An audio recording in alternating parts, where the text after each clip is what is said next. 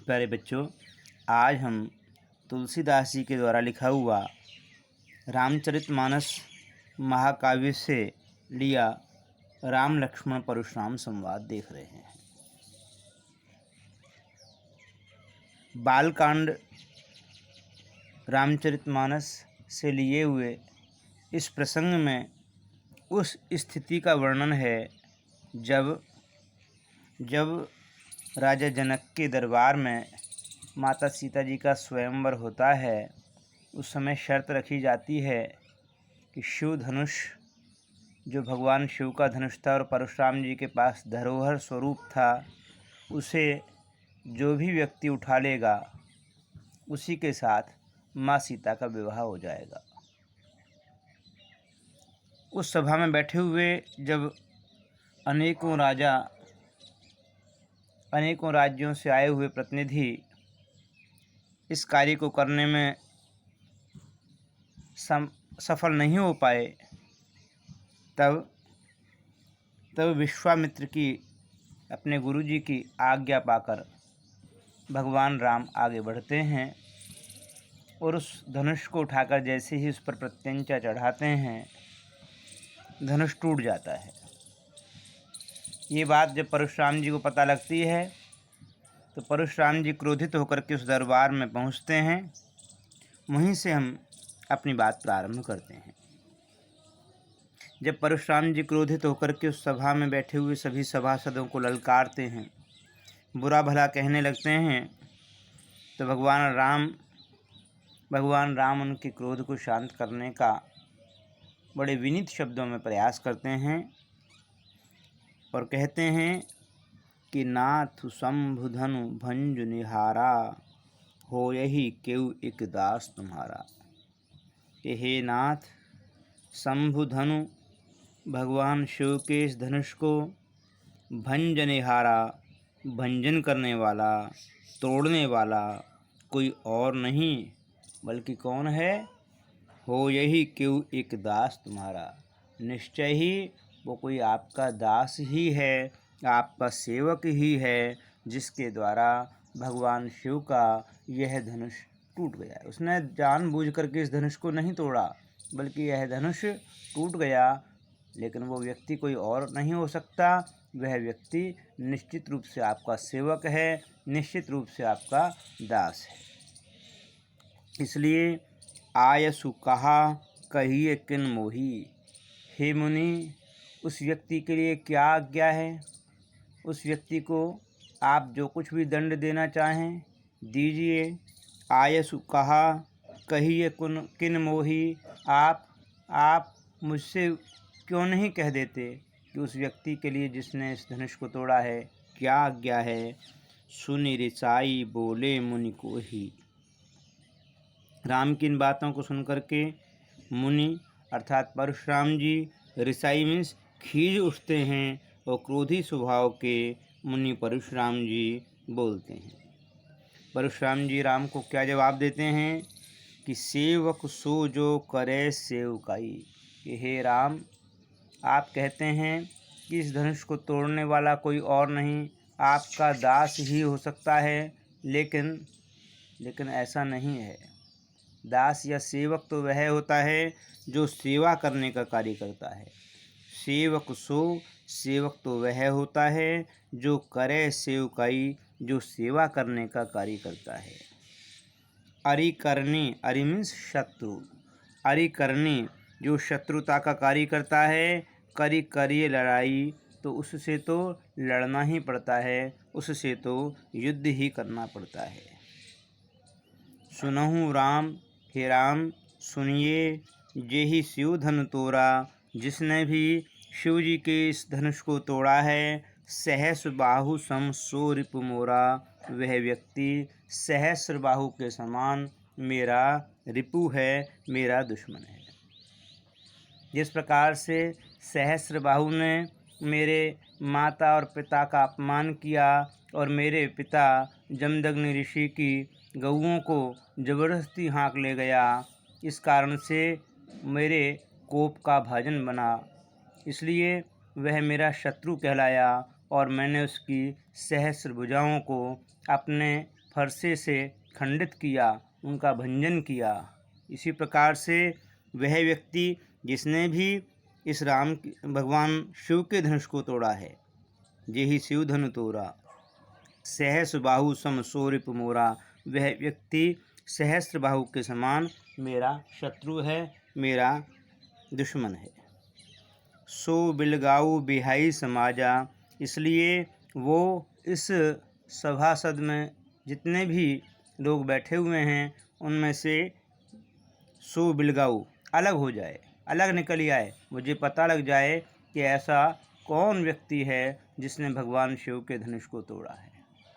यदि वो व्यक्ति इस सारी सभा में बैठे हुए लोगों के बीच से अलग नहीं होगा तो क्या होगा? नत मारें जय हैं सब राजा, अन्यथा ये सबके सब राजा जो इस सभा में बैठे हुए हैं, जय हैं व्यर्थ में ही बिना बात के ही सबके सब मारे जाएंगे। या तो वो व्यक्ति अकेला जिसने इस कार्य को किया है अलग हो जाए, अन्यथा सारे के सारे राजा मेरे हाथों यहाँ बैठे हुए मारे जाएंगे। जब परशुराम जी इस प्रकार से क्रोध कर रहे होते हैं और चेतावनी दे रहे होते हैं तो ये बात लक्ष्मण जी को अच्छी नहीं लगती। लक्ष्मण जी कहने लगते हैं, सुनि मुनि वचन लखन मुस्काने। लक्ष्मण जी भी क्रोधी स्वभाव के भी थे, उनमें बालपन भी था, उच्छृंखलता भी थी। तो लक्ष्मण जी व्यंग्योक्ति में कुछ कहते हैं और उससे पहले वो मंद मंद मुस्कुराने लगते हैं। सुनि मुनि वचन लखन मुस्काने, मुनि के वचनों को सुनकर के, परशुराम जी के वचनों को सुनकर के लक्ष्मण जी मन ही मन मुस्कुराने लगते हैं। बोले परशु धरहीं अवमाने, और परशु धरहीं उस फरसे को धारण करने वाले परशुराम जी का अवमाने अपमान करते हुए कहते हैं कि बहुधनु ही तोरि लरिकाई, कि हे मुनि, हमने तो बहुधनु ही ऐसे छोटे छोटे बहुत से धनुष तोरि लरिकाई लड़कपन में तोड़ डाले। बचपन में लड़कपन में न जाने हमने कितने ऐसे छोटे छोटे धनुषों को तोड़ा है। कबहू ने असिरिस कीन्हि गुसाई, लेकिन हे गुसाई, हे मुनि, आपने इससे पहले तो कभी इस प्रकार की रिस मीन्स गुस्सा, खीज प्रकट नहीं किया। यही धनु पर ममता के ही हेतु, हे मुनि, आपकी इस धनुष के ऊपर इतनी ममता होने का क्या कारण है? आप इस धनुष पर इतनी ममता क्यों कर रहे हैं? इस धनुष से आपको आखिर इतना लगाव क्यों है?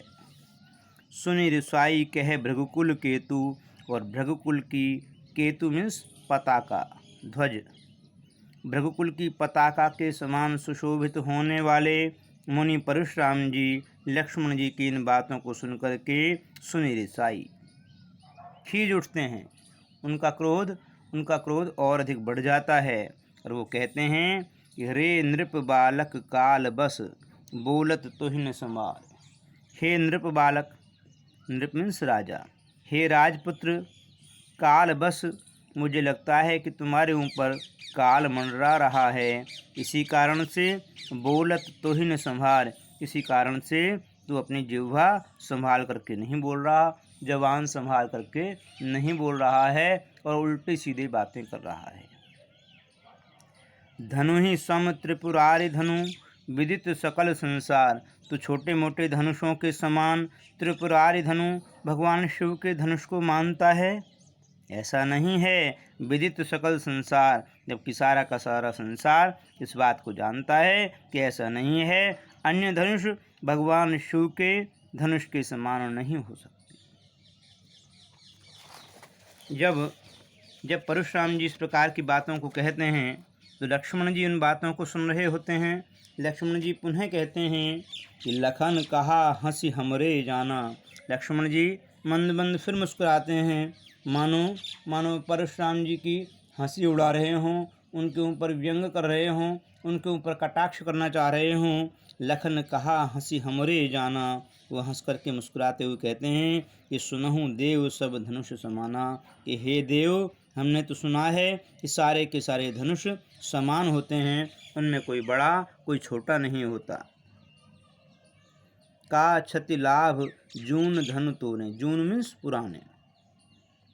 ये धनुष तो पुराना था, इस पुराने धनुष को टूट जाने में का क्षति लाभ, कौन सी क्षति हो गई, नुकसान हो गया, या कौन से लाभ की बात है।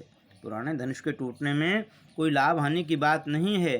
का क्षति लाभ जून धनु तोड़ें, देखा राम नयन के भौरें। भगवान राम ने तो इसको नया जान करके उठाया था। भगवान राम ने तो समझा था कि यह नया धनुष है, इसका कुछ नहीं बिगड़ेगा इसको उठाने पर। छुअत टूट रघुपति न दोषु। लेकिन हुआ क्या? हुआ ये कि ये धनुष तो जून मीन्स पुराना धनुष था, इस कारण से छुअत टूट, छूते के साथ ही भगवान राम ने जैसे ही धनुष को छुआ, ये धनुष टूट गया। छुअत टूट रघुपति न दोषु। इसमें रघुपति का, भगवान श्री राम का किसी प्रकार का कोई दोष नहीं है। मुनि बिनु काज करे कतरोसु।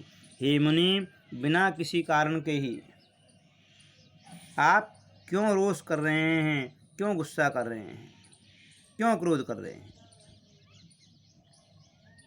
जब लक्ष्मण की इन बातों को परशुराम जी सुनते हैं तो परशुराम जी की क्रोधाग्नि और भड़कने लगती है।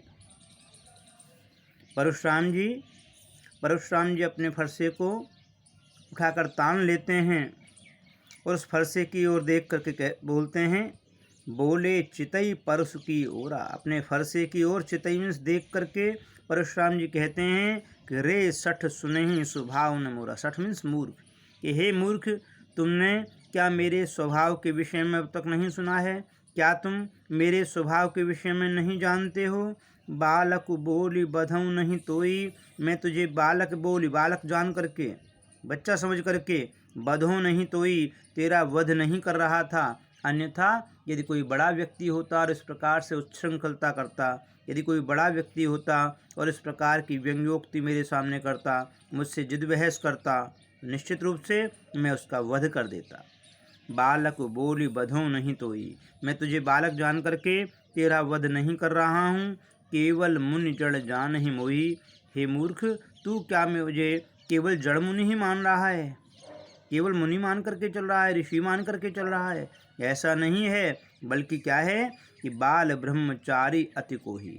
मैं बाल ब्रह्मचारी हूँ, मैंने बचपन से ही ब्रह्मचर्य व्रत का पालना की है। अति कोही और अत्यंत क्रोधी स्वभाव का हूँ।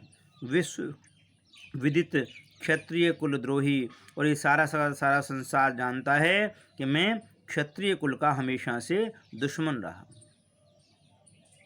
परशुराम जी क्षत्रिय कुल के दुश्मन क्यों रहे? क्योंकि परशुराम जी के माता और पिता का अपमान सहस्त्रबाहु ने किया था, और सहस्त्रबाहु कौन था? वो क्षत्रिय था।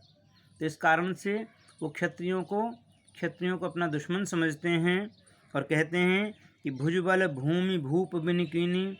मैंने अपनी भुजाओं के बल पर अनेकों बार इस भूमि को, भूमि मीन्स धरती को, भूप बिन कीनी, राजाओं से विहीन कर दिया। अर्थात जहाँ जहाँ मुझे क्षत्रिय राजा नजर आए, मैंने उनका संहार कर दिया और उनके राज्य को छीन लिया। और उस राज्य का क्या किया?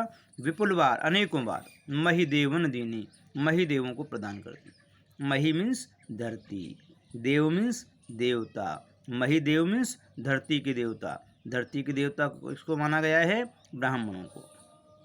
तो मैंने अनेकों बार अपनी भुजाओं के बल पर क्षत्रिय राजाओं से उनके राज्यों को छीना है, उनका संहार किया है राजाओं का, और उस राज्य को किसे प्रदान कर दिया?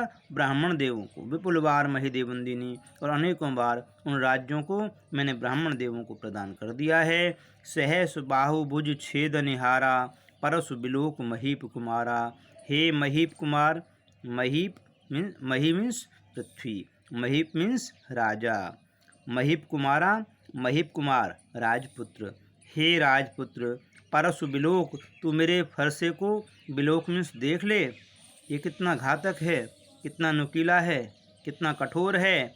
मैंने अपने इस फरसे से ही सहस्र बाहु भुज छेद निहारा, सहस्र बाहु की भुजाओं का छेदन किया है, उनका खंडन किया है। इसलिए तुम मेरे सामने अनावश्यक जिद बहस मत करिए, शांत रहिए।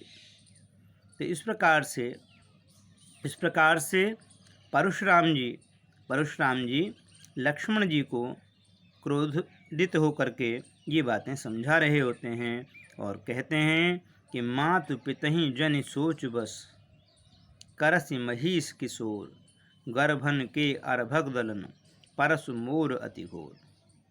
हे लक्ष्मण, मातु पितहि जनि सोच बस, जनि मीन्स मत नहीं, मातु पितहि जनि सोच बस, करसि महिष किशोर, हे महिष किशोर, हे राजपुत्र, तुम अपने माता पिता को सोचने के वशीभूत जनि मीन्स मत करो, नहीं करो।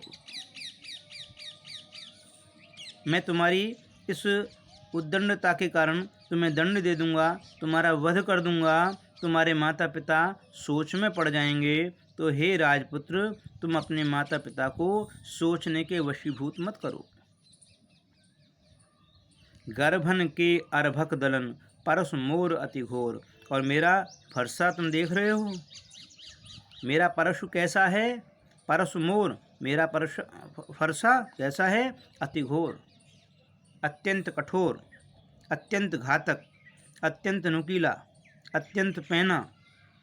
और ये कैसा है, गर्भन के अर्भक दलन, गर्भ में स्थित भ्रूण को भी समाप्त करने की क्षमता रखता है। अर्भक मीन्स गर्भ में स्थित अपरिपक्व शिशु अर्थात भ्रूण। मेरा फरसा कैसा है, गर्भन के अर्भक दलन, माताओं के गर्भ में पल रहे भ्रूण को भी समाप्त करने की क्षमता रखता है। इसलिए तुम मेरे सामने मत रुको, मुझसे अनावश्यक जिद बहस मत करो।